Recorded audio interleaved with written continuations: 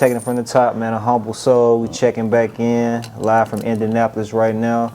Got a brother in front of the camera who's an author, who's an artist, who's also somebody who served more than 20 years in prison, man. Wrongfully convicted, you know, and still fighting for his exoneration. You know, go ahead and introduce yourself to the people, my brother. How y'all doing? I'm Vernon Bateman from Gary, Indiana, and I'm out here in Indianapolis trying to save the world for real. Oh, yes, man. I had a chance to check out an art exhibit you had downtown, I believe, yesterday, and we in another spot right now. You preparing for another art exhibit, yes, you know.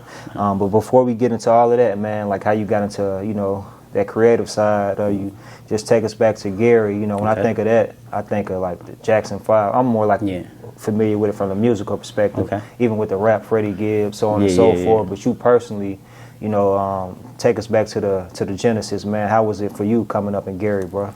I was rough, man. You know, gang life, projects, rats and roaches. You know what I'm saying? Surviving, like just surviving, man. Growing up, my mother was the man of the house and everything else. Taught me how to be the man of the house, you know. Single mother, raising 4 children. Yeah, like that. Yeah. So no relationship with your father whatsoever? Yeah, when I got older, he started tapping in as much as he can, but he was a rolling stone, you know what I'm saying?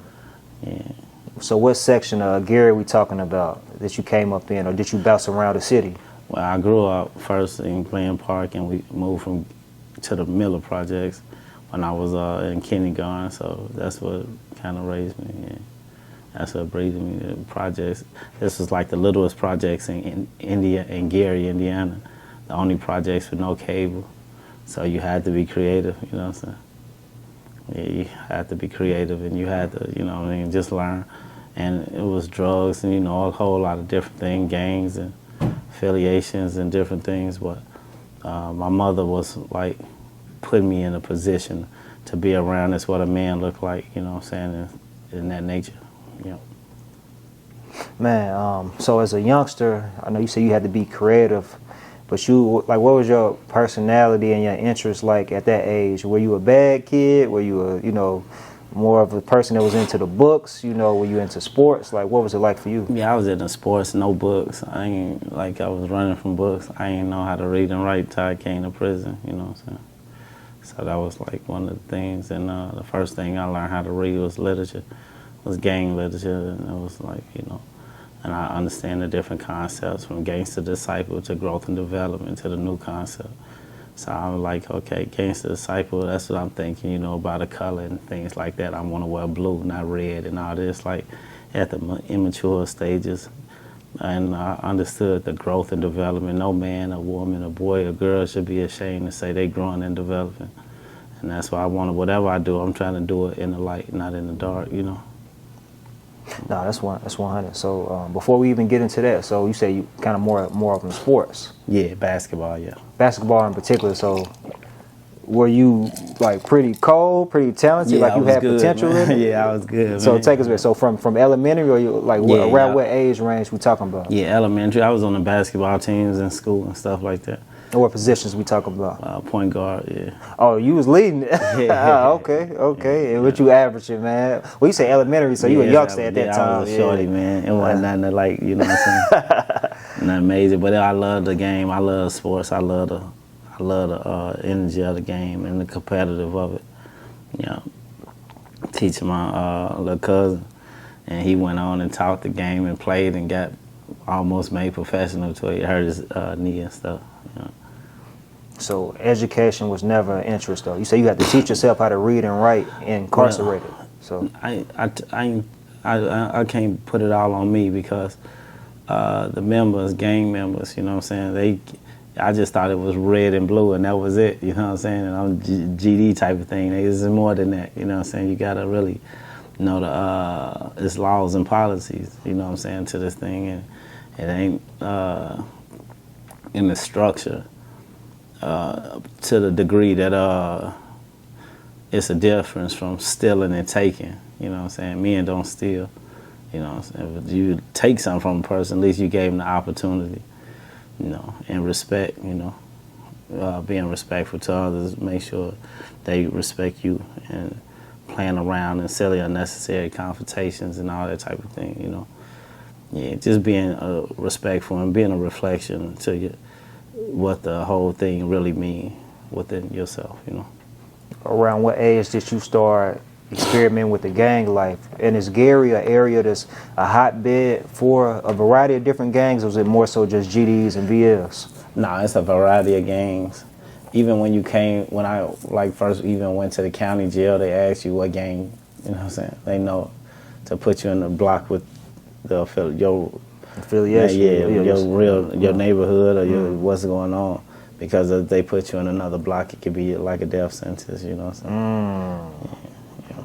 But around what age we talking though, when you first got involved? When I first got affiliated, I probably was like 10, you know. Yeah. But that was before I learned the logistics of the game, before what I mean. At that time, it was like a bunch of fatherless children in the projects with no father figures. So we embraced ourselves, and it was, you know, anybody back in them days to call, we look at it far back beyond that. Any group of people is considered a gang, but that time, and being showing and trying to impress different, you know what I'm saying, that type of level of people with no knowledge, being in a group with no knowledge, you don't know where you leading to, you know what I'm saying? So once I came to prison, man, they elevated me, and really, I learned the logistics of it, like what is this, you know what I'm saying? Now it's something that I can stand on. First, I was standing on something, and I was ashamed of it. Now I ain't ashamed of to say I'm growing and developing in the matter, you know. Man, so 10 years old, was this an influence not just from the outside, like in your neighborhood? Was it already people in your family that was GD? No, it was the neighborhood. My family wasn't that. My mama thorough as it get though, you know what I'm saying, but she's solid. It was more like my mama friends was my friends, you know what I'm saying? Cause I ain't really, and then just lack of schooling. And my mama was sending me to school, but I was a dirty kid. Shit, like I couldn't afford to find the things, you know what I'm saying? So I was skipping school. She did her part as much as she could, you know what I'm saying? But I was skipping school until I got the Jordans, I would go. If I ain't got the Jordans, I ain't going, you know what I'm saying? And she did her job, did the best she could, you know what I'm saying, to keep me in J's. But growing up, you know how it is, man. Then my mama got on drugs, so it got to that degree. And now our sisters and stuff, and you know what I'm saying? So it was just that, the element, the environment had changed, and the people that had the nice things was doing the bad things, you know what I'm saying? All the people that had good things was doing bad things, you know? Yeah.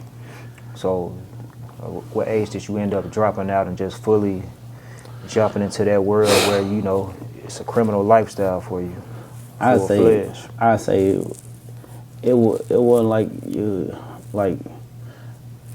dropped out of nothing. It was just like you outgrew the level of the stigma of being the statistic of what's happening. Black man, gang, affiliation, drugs, anything you got nice is because of this, you know what I'm saying? It's because of that. So for real, I surrender myself to God, and God will put you in a position to get on your knees, you know what I'm saying? And that's what happened to me. And that's what started my first book, Mommy, I Wanna Fly.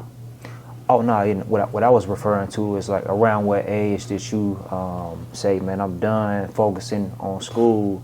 I just want to focus on, you know, making some money, and it sounded like essentially gangbanging, you know, like seriously, you know, full-fledged. Or did you always kind of play the fence?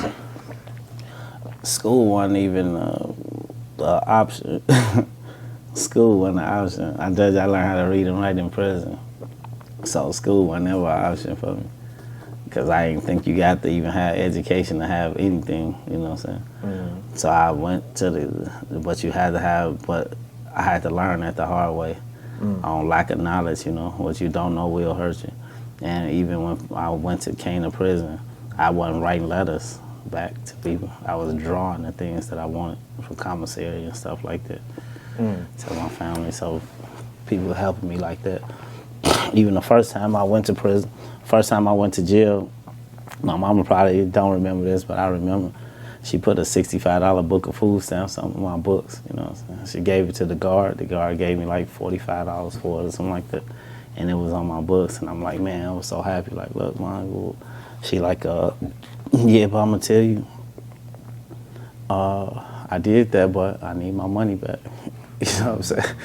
Yeah, I ain't going to make a bad hustler out you, you know what I'm saying?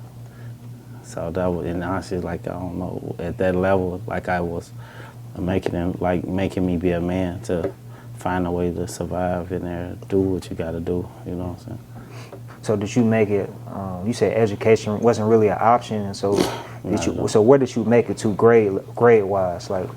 In school, yeah. In school, like 8th grade, 9th grade. Like I probably went to high school for about 2 weeks. Then what's that life like? Never had a job or nothing?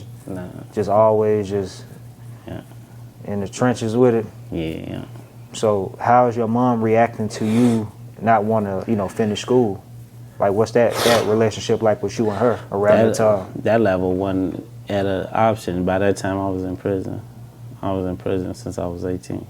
No, I'm saying, you said, but around like 9th grade in high school, though.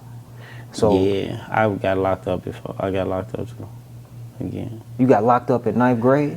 Yeah, no, I got locked up when I was 15. That was the first time when you said she put the food stamps, book of food? Nah, that was juvenile. Juvenile, oh, okay. They sent me to juvenile. Oh, so you was already running into legal trouble way before the major sentence. Yeah.